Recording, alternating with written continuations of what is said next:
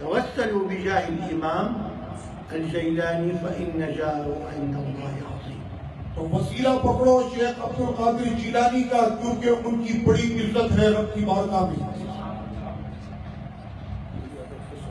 أقول دائما میں ہمیشہ کہتا ہوں هذه القصة التي حدثت مع والدي رحمه الله یہ میرے والد کا قصہ ہے. كان في الحج، میرے والد حج پر جا رہے تھے حج ماشيا من الشام إلى مكة. اور وہ حج کرنے جا رہے تھے پیدل شام سے مکے تک. قديم. یہ پرانی بات ہے.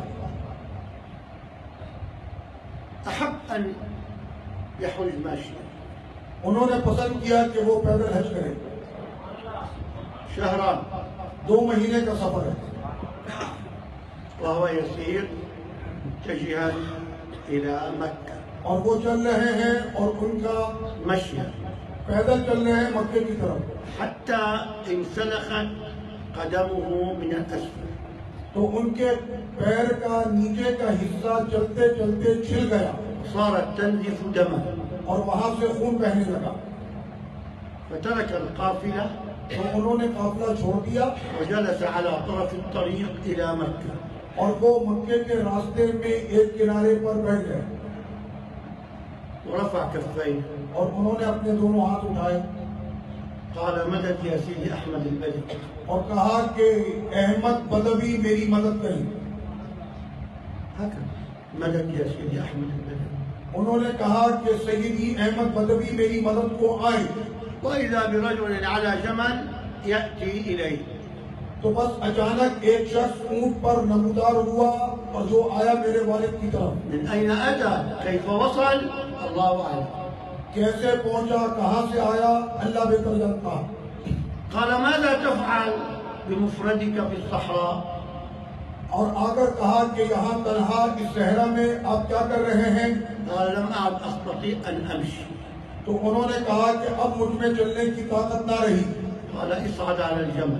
تو اس نے کہا کہ آپ سوار ہو جائیں اونٹ پر. أركبه خلفه اس نے بٹھایا اپنے پیچھے ومشى به إلى مكة. اور وہ چلے مکے تک. فلما وصل إلى مكة قال هذه مشارف مكة. تو جب پہنچ گئے مکہ تو انہوں نے کہا کہ اب یہ مکے کی حدود شروع ہو چکی ہے، انزل. اب اتر جاؤ. فنزل السيد الوالد تو میرے والد صاحب اترے وأراد أن يعطي أجرا لهذا الجمال. اور ارادہ کیا کہ وہ اس اونٹ سوار کو کچھ پیسے اس کی اجرت میں دیں. وإذا به يقول له الجمال تو اب وہ اونٹ والا یہ کہتا ہے من كان جده الشيخ عبد القادر الجيلاني لا يستغيث بأحمد البدوي. تو اس نے کہا کہ جس کا دادا شیخ عبد القادر جیلانی ہو اسے احمد بدوی سے مدد مانگنے کی حاجت نہیں. أنا جدك الجيلاني. اور فرمایا کہ میں ہی شیخ عبد القادر جیلانی ہوں.